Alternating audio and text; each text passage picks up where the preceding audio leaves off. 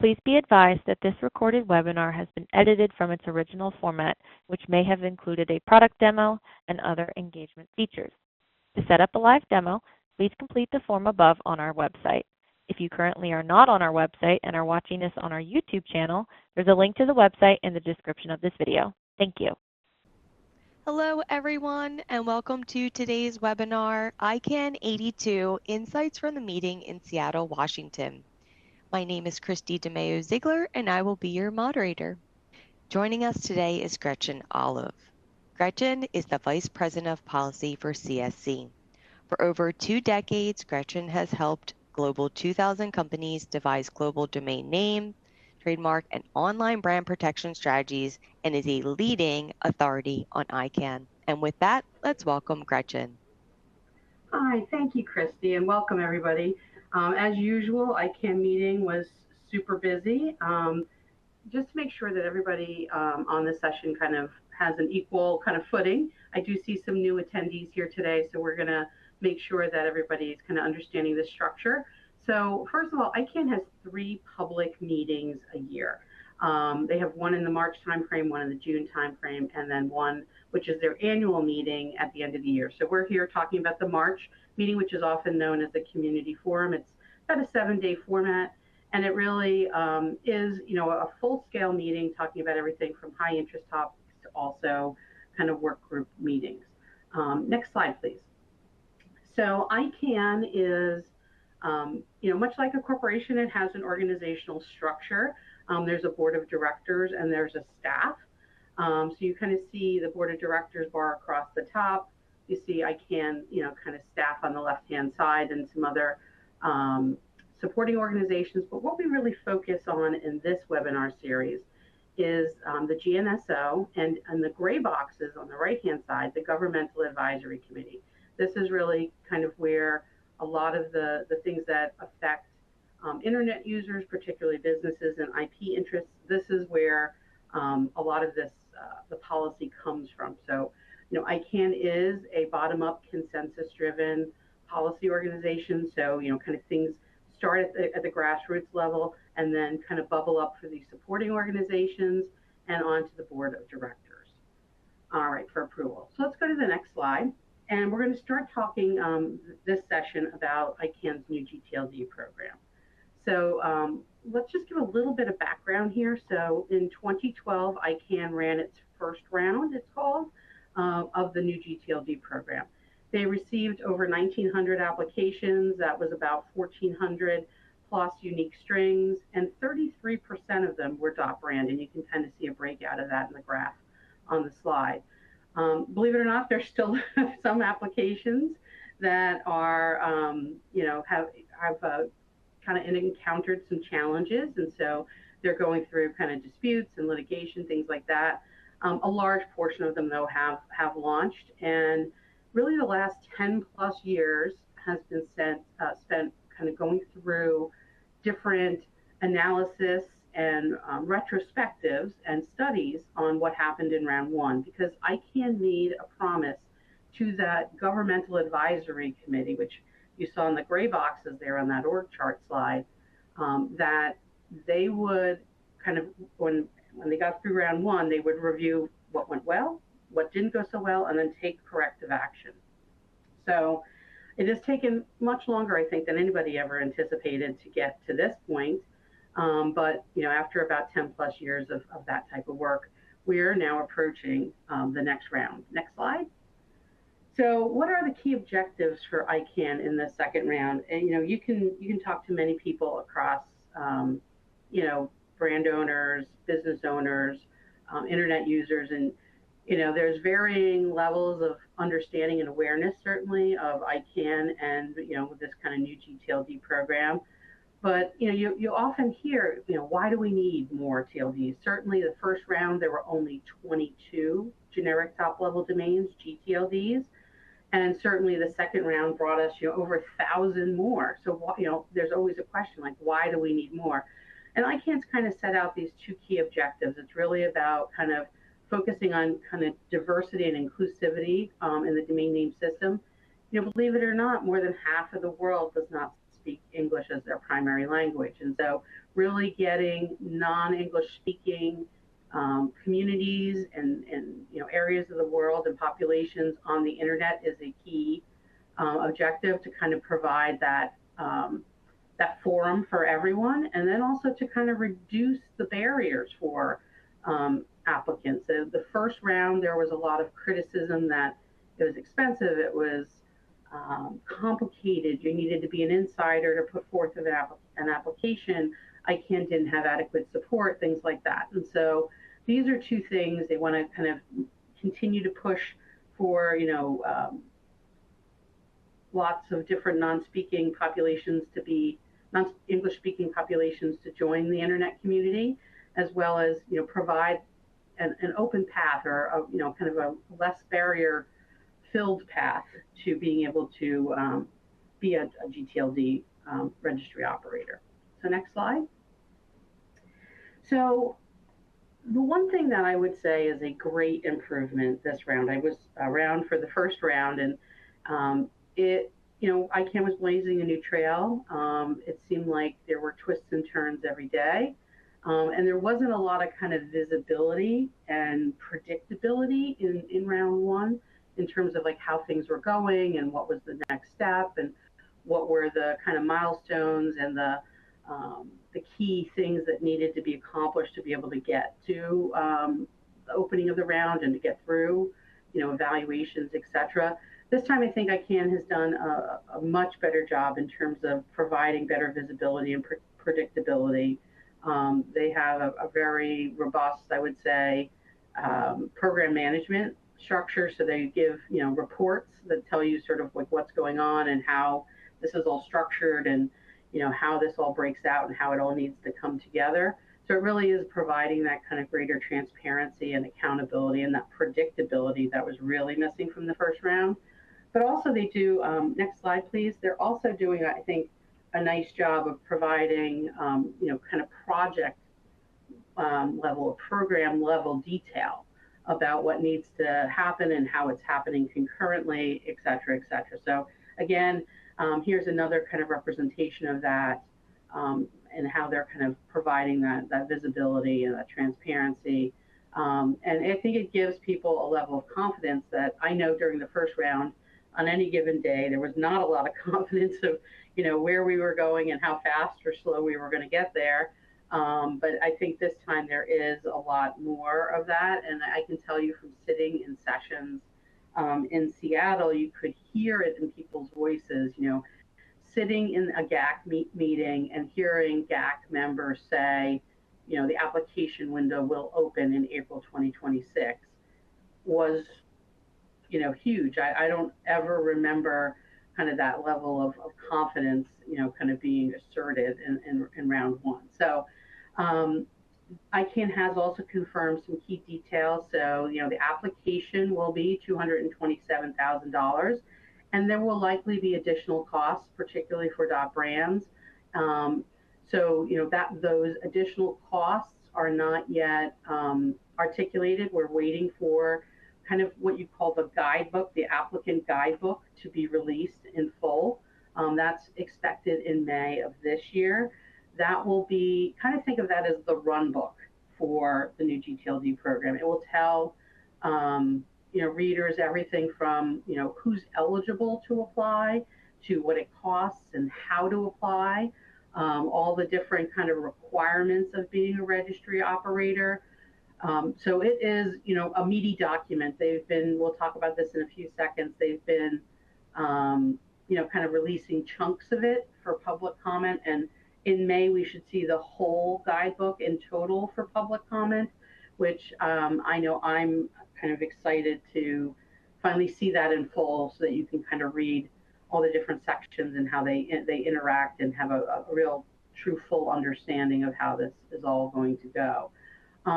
The application window, like I mentioned a few minutes ago, is expected to open in April 2026.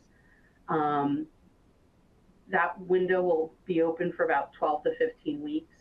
We'll get the exact dates, when we get closer, but it's not an unlimited window. I think that's one of the key things to remember. It's not, open forever. It is a time-limited window. And in fact, during the first round, it was supposed to be open from January through the end of March, and it actually wound up getting extended because there were some challenges with the application system. So, again, we'll continue to monitor this and make sure that people are aware of what the timeframes are. There have been definitely some key decisions made that were not made in the first round prior to the program's launch. So things like no private auctions or closed generics, and then sort of not allowing both plural and singular versions of a string being treated separately. So ICANN has also launched a website here in the last couple of months that kind of is, where they put all their information around the new gTLD program. So we provide you with that link here as well. Next slide, please. Alrighty, so in terms of where things stand, like I said, people are speaking pretty confidently about, April 2026. This is a little status report that ICANN puts out basically on a quarterly basis. This was the one as of the end of January. For the most part, things look good. You do see some red dots and some little yellow triangles. There are a few delays that are being experienced, but in my conversations and sitting, through some of the sessions, it really sounds like some of the timelines that were initially set out for some of these things did have some extra room or some padding for some of the delays they're experiencing. So they're not uber concerned right now, but I think that that is something that we'll continue to watch. So right now, everything does seem to be on track.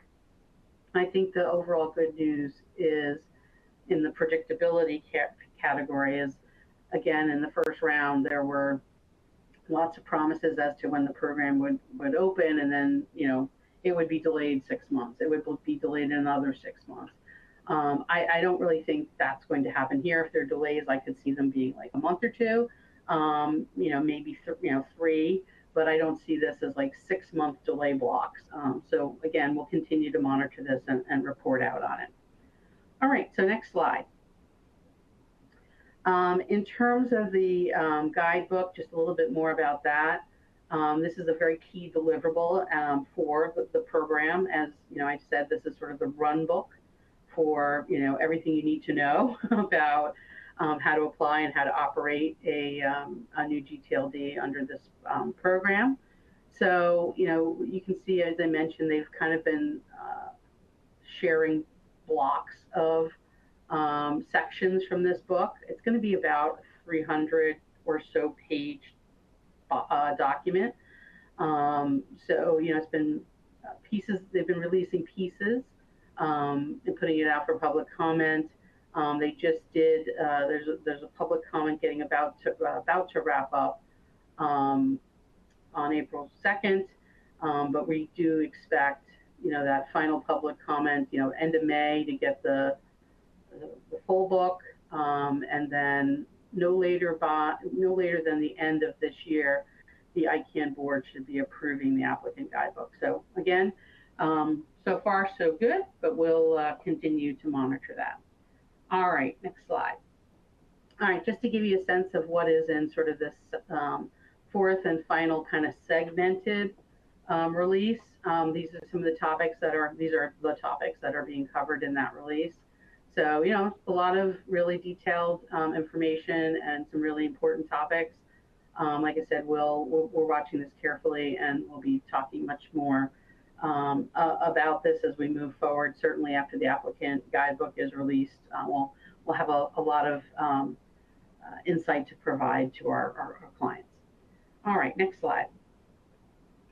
So with the new gTLD program looking like it's moving down the tracks at a pretty kind of predictable pace, one of the other things going on around this is there are some significant things going on around WHOIS. And I can tell you that my very first ICANN meeting was back in, I think it was 2001. I was trying to think, it was late 2020, sorry, late 2000 or 2001. I think it was 2001, but needless to say, one of the hottest topics then was WHOIS, and that has continued to be the case. In my, over 25 years of working in this space, and it is, kind of something that is so central to the domain name system, and it really is something that we've been wrestling for, for so long. So I wanted to kind of like bundle some of these updates together because I thought it would make sense. Registration data request service, or the RDRS, I'll give you the update on that, as well as things around urgent requests for disclosure of registration data, how the publication of WHOIS is changing, and then also the registration data policy that is coming up, or that's actually in the process of being implemented. So we got a lot to kind of cover here. Next slide. So let's first start with the registration data request service.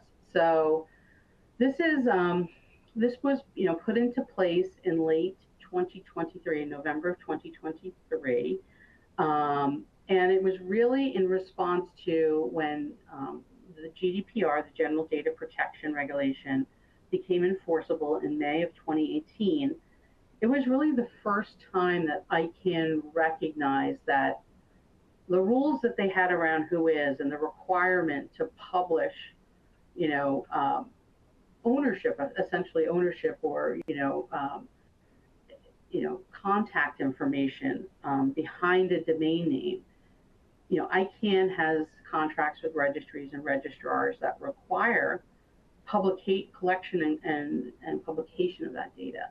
And for years and years and years, many countries were telling ICANN and the registries and registrars that operated in their jurisdictions that, there are data privacy regulations that prohibit some of this publication. And I really think, in my opinion, it wasn't until May of 2018 when the GDPR became enforceable, where there was like definitely a full recognition by ICANN that they couldn't operate in sort of a bubble, that they needed to acknowledge and comply, and understand that there needed to be a way for registrars and registries to comply with all the different kind of data privacy laws out there. And so at that time, ICANN put something that was called the temporary specification in place that allowed registrars and registries to limit the publication of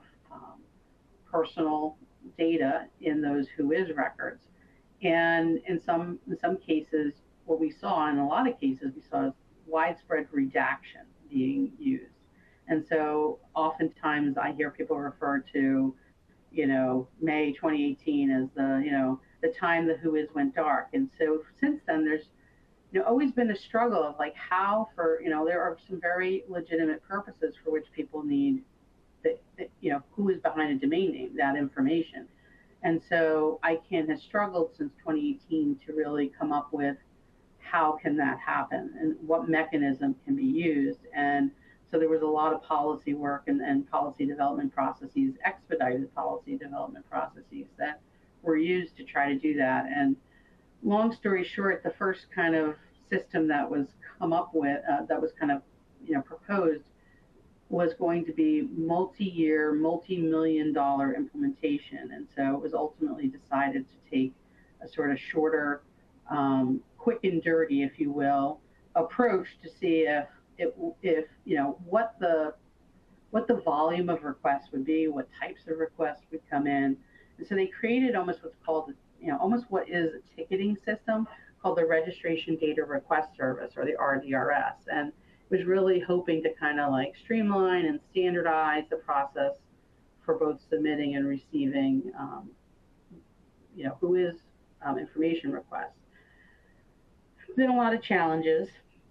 One of the big challenges is that it's not mandatory for gTLD registrars to participate in this, and I think that's been a major challenge.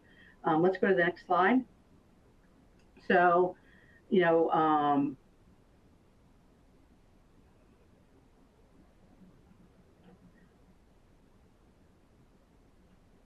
So, one of the major challenges is that, they've been through a full year of performance of this process or this ticketing system, and it really, when you look at the data, it has been, it's certainly provided data, but there's a fair number of requests that have come in where, the registrar doesn't participate, so that's a problem.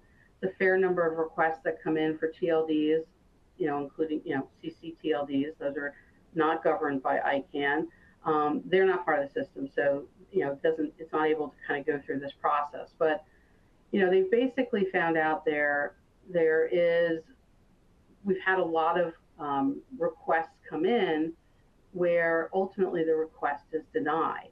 And so there's this kind of angst of like, all right, we have this ticketing system, we have this process, but we still have these denials that are happening. And so how do we kind of improve this, and is it worth kind of continuing with this? Because this initial RDRS system was something that was put in place, and the goal was to run it for 2 years, collect data as to how this would work, and then determine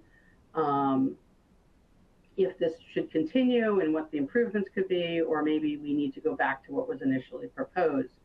And so, there's been a lot of kind of, I think, disappointment that this isn't taking off the way it was expected. But I do think that there is a feeling that this hasn't been a waste of time. And so, next slide, please. The ICANN, there's been a lot of discussion about this over the last couple of months by the ICANN board. And, while the RDRS has not kind of delivered the results that everybody wanted, where there would be this really easy way of getting to WHOIS information, the ICANN board does feel like it is a useful tool. And I think there are people in the community who think that. I do think there's a lot of disappointment. But again, I think there's some key things that if they were fixed, if there were these changes, that there could be a much better experience. And, one of those things ICANN board is definitely listed as mandatory participation by all registrars. And so that would need to be done through contracts. There's also, privacy and proxy services, and that's not really included in the system. So how do we get that included into the system? And then there's also a challenge with, there's law enforcement folks who come in and request information, but there's really no way to kind of authenticate them as that. So, there's some, I think there's some logistics and some administrative changes that could happen here that could make this work a lot better, and that's exactly what the ICANN board is saying. And also, maybe it makes sense to allow voluntary participation by the CCTLDs, even though ICANN doesn't govern them. Maybe having them participate or being able to people to put requests through this system is not a bad idea. So that's also something that's being contemplated. So I think the kind of the end story on that is, it has not gone as well as expected, but I do think that there's this feeling that maybe just waiting around for another year is not the best course of action, that they have the data that they need, and actually what they need now are some changes. So that's what's kind of the next step for the RDRS. So we'll continue to follow that. All right, next slide. So the other piece around WHOIS is around these urgent requests for disclosure of registration data. And this was one of the policy recommendations when, that as part of the different PDPs, they call them, policy development processes around the WHOIS and registration data. There was this recommendation 18 that was made as part of that first phase of the EPDP. And that was not fully adopted because I think there were still a lot of open questions and kind of concerns that the board felt like the recommendations that were put forward didn't really address. And so I kind of list them all here, but what they kind of come down to is, exactly like when we say urgent request, what does that mean? And, I think their initial proposals were like, you need to do this within, a week, or you need to do this within a few days. And I think there's very different definitions of the word urgent, and, are days or weeks really quick enough? Aren't we talking more about hours maybe? So, that's, something that needs to be resolved, as well as, authenticating law enforcement. That's a very hard thing to do. People come into the system, say that they are, they are law enforcement, but registrars have no means of really confirming that or validating that. So, how can that be fixed? How can we provide a resource? Because there's many law enforcement agencies around the globe, and certainly registrars don't know who they all are. So anyway, these were just some of the key kind of concerns the ICANN board had. Next slide. So what they've decided is that this is an issue that's very, very important. The WHOIS has always been very important to the Governmental Advisory Committee, or the GAC. And basically, they've kind of broken the follow-up actions on getting this urgent request for disclosure kind of all buttoned up into two pieces. One is this authentication track, and the GAC's Public Safety Working Group has put together what they're calling a practitioners group that's kind of pulling together representatives from some key law enforcement organizations, as well as the registrars, registries, different constituencies within sort of the domain name ecosystem, and really getting them to work together about how we can solve this authentication problem. There was a meeting held right before ICANN, and there was some other discussions that are expected basically every 2 weeks since the ICANN meeting. So they're expected to kind of report out on a regular basis, so we'll be following that, as well as there's kind of a policy piece of this, is that, how do we get to what's the right amount of time? And I think, these two kind of they definitely do go hand in hand, but they have to, they are two separate questions. So similarly, the implementation review team, or the IRT, lots of acronyms in ICANN, always, they're reconvening and working through trying to make a recommendation on that. So hopefully these two things will converge, and we'll have kind of a final path on these urgent requests. All right, next slide. Then we have issues around the actual publication. I shouldn't even say issues, it's changes.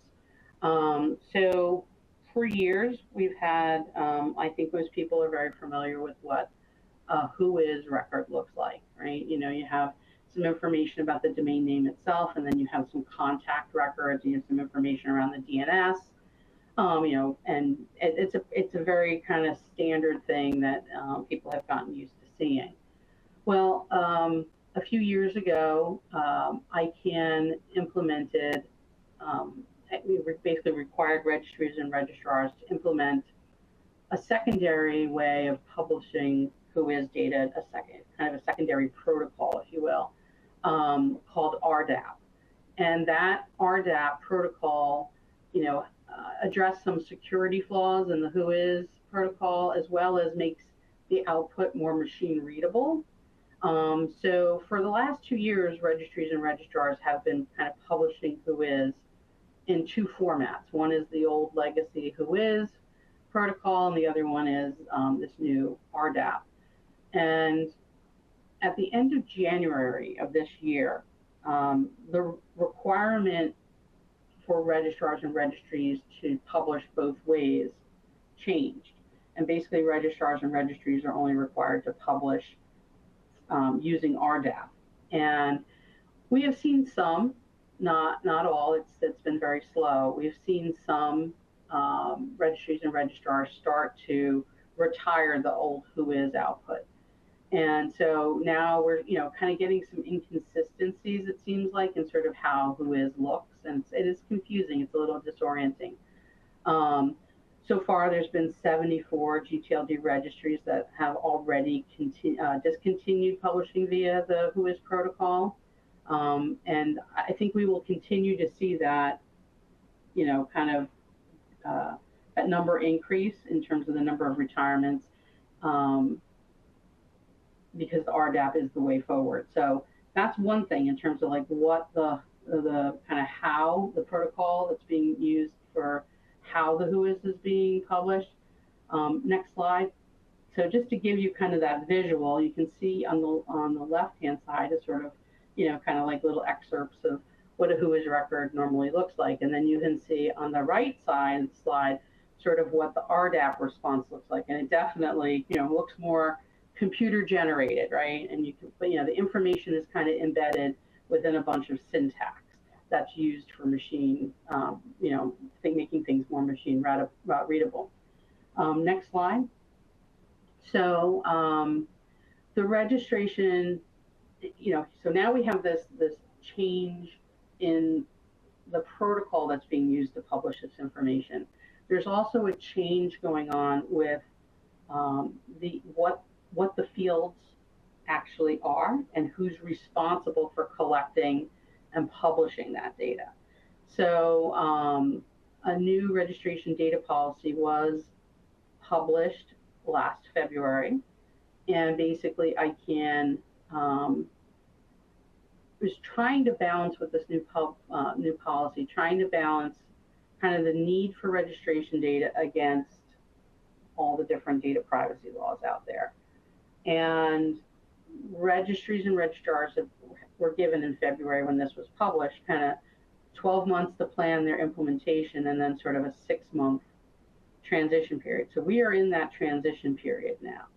So you already have this WHOIS and RDAP change happening, and now you're having this registration data policy change happening also. And so what is changing, and we'll do a little visual here in a second, is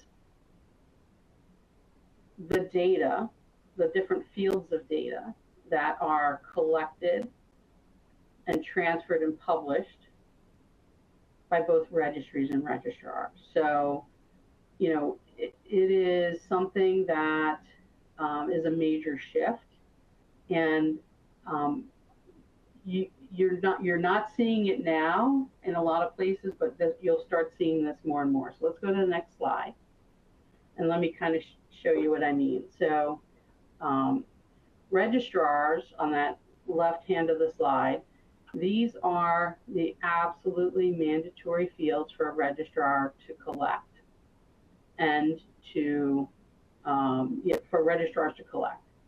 On the right-hand side, on the right-hand side is what's called the registry minimum data set. This is the absolute minimum data set that a registry, that should be transferred to a registry from a registrar. The stuff that's highlighted in teal on the registrar side of the fence here, you can see maps to what is the registry minimum data set. So registries are most of them, not all, and we'll talk about exceptions, are really going to move to publishing the domain name, kind of where you can go visit the registrar for that domain name, who the registrar is, what their ICANN number is, abuse contact information, domain statuses, where you can find the WHOIS server, really RDAP, and then name server information and DNSSEC information. This is what the registry will publish.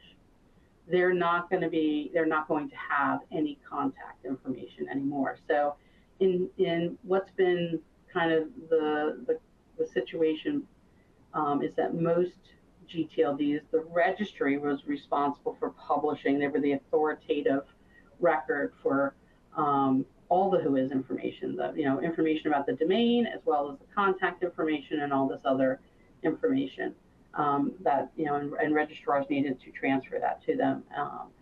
That is shifting. There's only a minimum set of data that registrars are sending to registries, and now the registrar will be publishing contact information, and the only contact information that is mandatory for them to publish is the registrant data. So I know a lot of people are going, well, what happened to the admin contact? The admin contact is no longer a required field.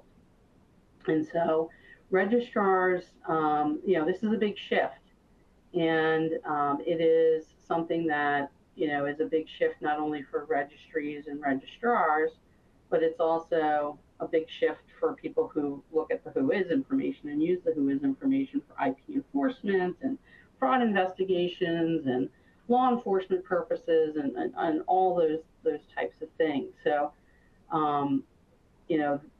this is a big shift, and beyond the protocol, on top of this, the protocol changing, it's a very kind of disorienting time that we're all going to need to adjust to. So let's go to the next slide. It's something that we're going to work through, but it has impacts on lots of different things, transfers being one of them. But there will be some exceptions to, you'll see a little bit more of an expanded contact set in some scenarios where there are registries like .bank that have that kind of different validation criteria. They will be publishing a bit more information. A lot of the registries have not yet informed us as exactly what they're going to do and exactly what, beyond the minimum data set, if there's anything else that they want us to send them as a registrar.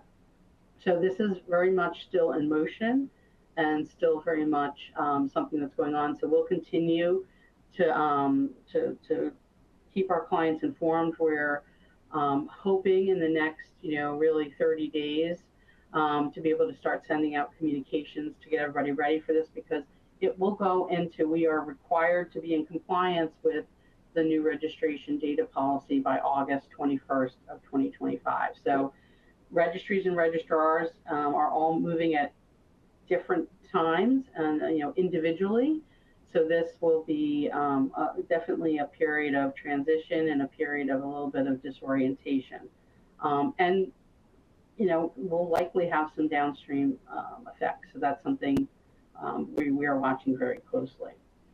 So in terms of some other policy development things that I think are really important to kind of take out of the ICANN meeting, one of them is related to, there's been a transfer policy development process, again, that PDP acronym, that's been going on since early 2021.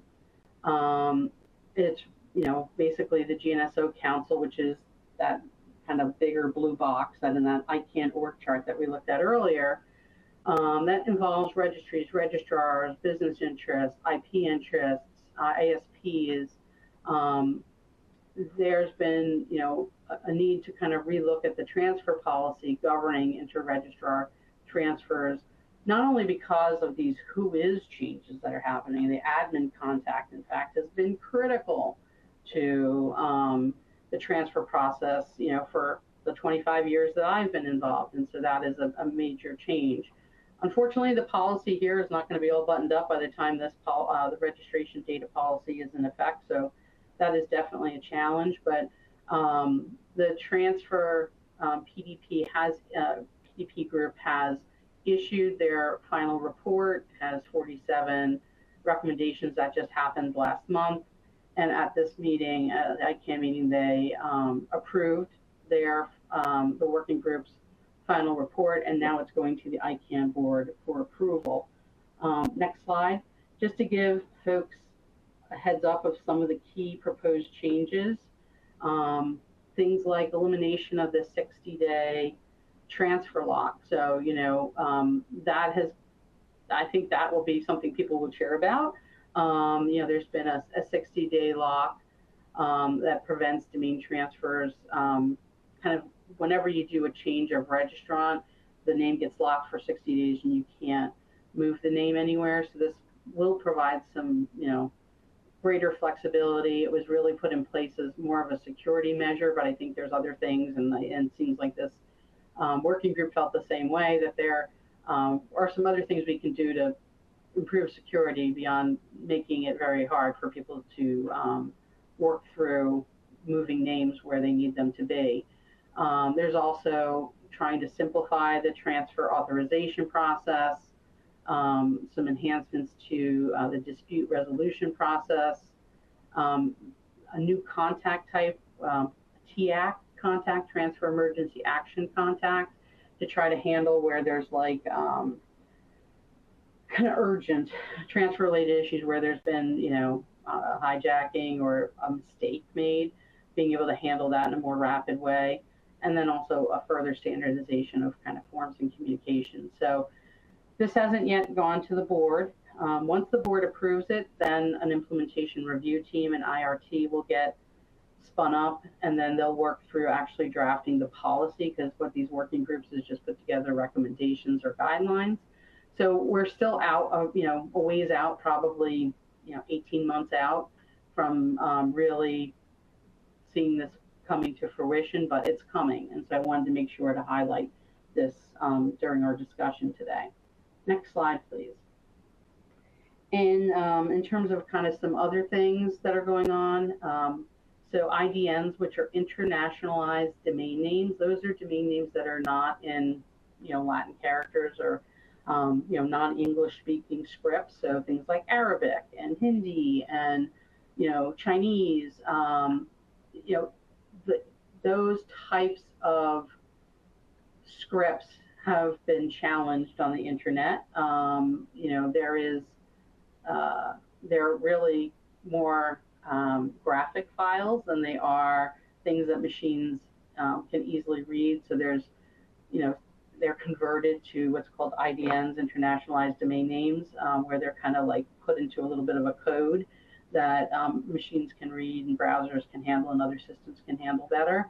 But there's been an EPDP that's been going on related to IDNs to improve that experience, because again, going back to the second round of ICANN's new gTLD program, they really want to enable non-English speaking people across the world to have greater access and ability to kind of leverage the internet. So they need to kind of get this IDN experience working a bit better. So they've put out a final report. The GNSO has approved that, and there was the ICANN board ran a public comment on that, and now they're kind of evaluating those comments. So this is kind of coming into what we call the station quickly as well.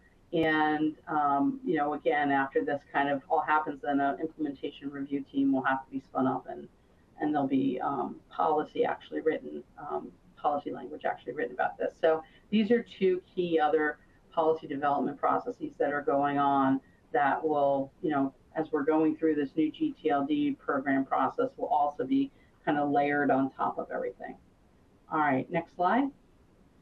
I list here, again, kind of some of the key proposed changes, just to kind of give you a little bit of insight into what's there. But, again, like I said, there needs to be an IRT, and these things will get spun up into actual policy language and is, a little bit a ways out before implementation. But the key would be that this would all be worked out by the time the TLDs, the top level domains that are applied for in round 2, are actually ready to launch. So, again, it's sort of like trains down parallel tracks. Next slide. There's just some more of those proposed changes. Next slide. So there was also a good discussion around DNS abuse, always a topic the last few years at the ICANN meeting, as it should be. About a year ago, there were some DNS abuse amendments baked into registry and registrar contracts, putting some additional obligations. I wouldn't say they were the most heavyweight of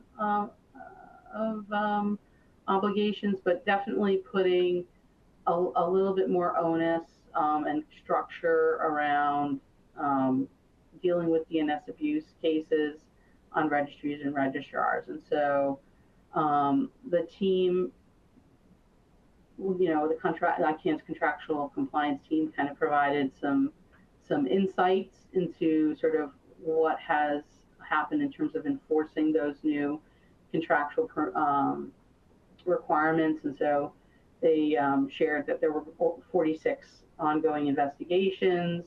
that were related to about 5,400 malicious domain names, and the large majority of them around were related to phishing, which I don't think comes as much as a surprise. There's also a formal breach notice was issued to one registrar and one registry and two registrars in terms of not complying with those abuse obligations. So we're in early days, but there is there is some I don't even know if we can say yet improvement, but there is some activity going on and sort of a closer focus. Of course, registries and registrars are not the full sort of source and cause source or cause, or even ones that can completely remediate the problem of DNS abuse, but it is something that ICANN has control over. So I think it's good that they're taking it and have taken some action here and trying to improve the situation. Next slide.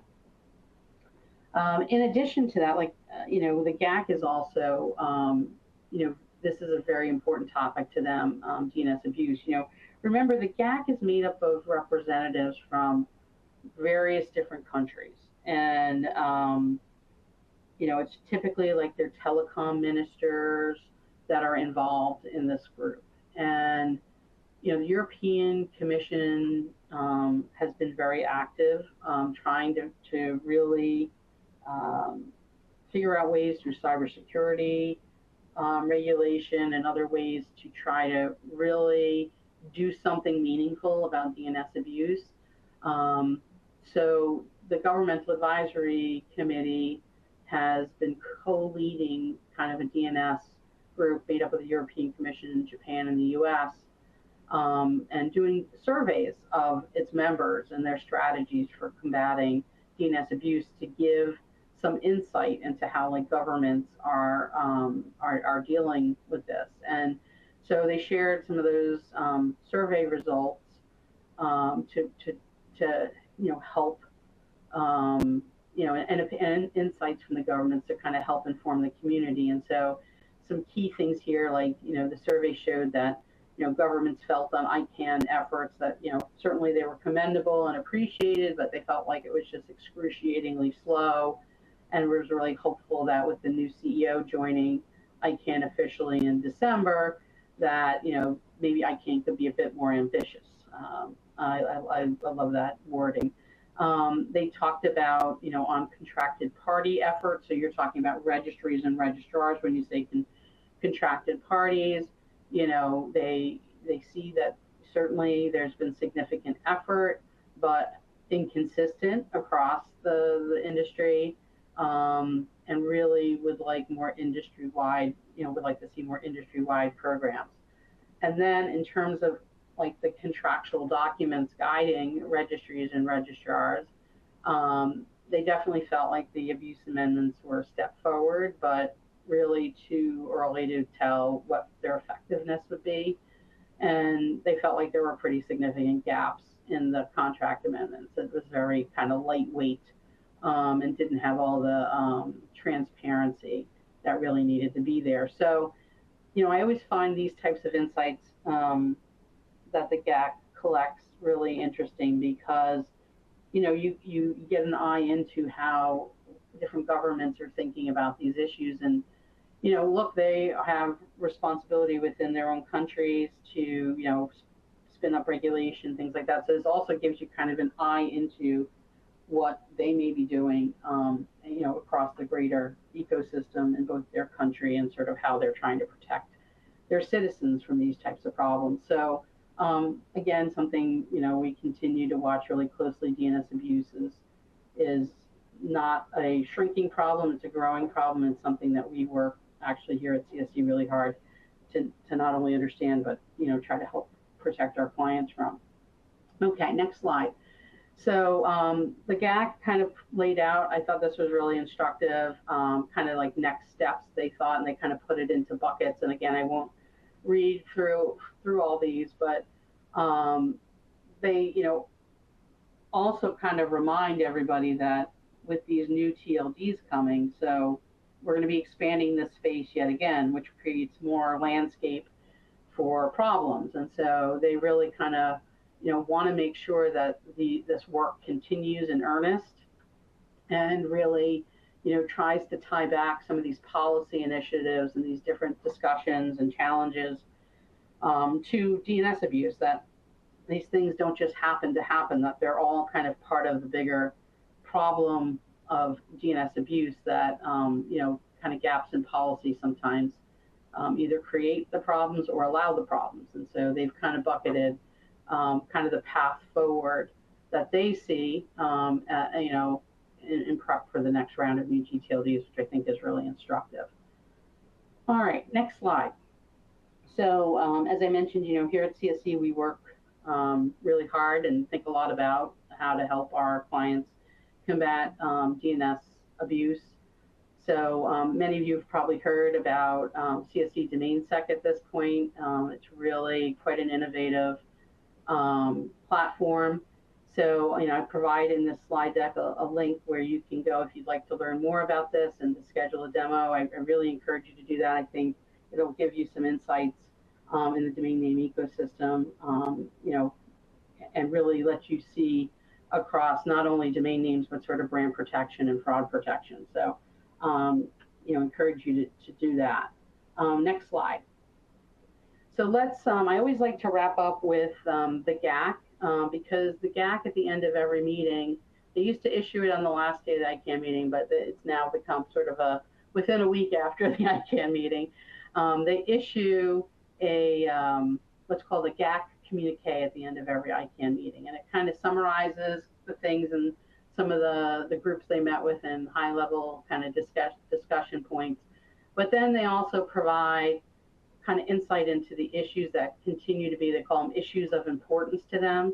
And then they also have a section called GAC advice, which is a very formal term in the ICANN world.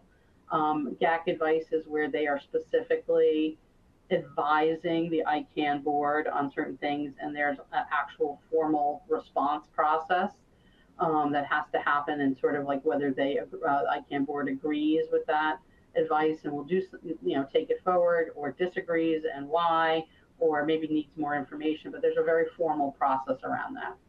So here at ICANN 82, the GAC is larger than 75 countries, but on site, there's statistics, post-meeting statistics indicate they had 75 countries in being representative with 6 observer organizations. So, a good chunk of countries participating. There are issues of importance, certainly not small issues, and usually multi-layered. So that continues to be the case. Domain name registration data continues to be a very, very hot topic again. Who is, and just making sure the public knows who's behind a domain name and is able to use that information to take any kind of appropriate action in emergency situations, or to enforce rights, or to do security and fraud investigations. That's something that's very, very near and dear to the GAC's heart. So domain name registration data. We talked about the urgent request for disclosure, as well as RDRS. They kind of feel similarly to the ICANN board in that, like, we probably have enough data. We don't need to go the full 2 years, but there's improvements that are needed, and we should move towards that now. They still are very concerned about accuracy of that data. The domain name system is a very self-service system. People register domain names and they self-enter in many cases that information as they do the registration. So there's not a lot of checks on that, and so they really want more done around accuracy, and then really trying to get all the recommendations around access to that WHOIS information really moving. Round 2 is also very top of mind for them. They are very focused on applicant support this round. ICANN has spun up a program to help potential applicants in like emerging economies or underserved regions to try to do better job of like educating, building awareness, and actually providing support, both financial and expertise, to applicants, so they have a program where people can apply for that type of support. And that's something that the GAC continues to really push ICANN on. That program, that applicant support program, is up and running. I don't think they've seen the number of applicants kind of apply to that program that they were hoping for, so they're really kind of like poking ICANN to do more and more and more. Application fees and refunds, very sensitive topic to the GAC, as well as global outreach and kind of promotion in multiple languages of all that ICANN does, and especially round 2 of the ICANN program. So really pushing ICANN that if we want more non-English speaking populations to be aware and participate and utilize the internet, well, then we need to talk to them in their language. There's also been this issue that's been kind of bubbling for some time around needing a general ethics policy and code of conduct. As when different people sign up to participate in these working groups, there's been some challenges with having a real clear understanding of like who they're representing, whose interests they are representing as part of that policy development process. It's really come up with regard to especially attorneys who are involved in that, who exactly is behind their kind of participation. So there's been an ongoing discussion about having more formalized kind of ethics policy and a more kind of thorough process around what they call the statements of interest that everyone needs to file before they participate in a working group. DNS abuse has also been a huge topic. So we have, I think, run to the end here. Just one final note, next slide. There was actually no GAC advice in this communique, which this is like this, I think the second time I've seen this. It's actually 2 times in a row, which is very unusual. But nonetheless, they did not have any formalized advice for the board, so I'm sure the board was quite happy about that.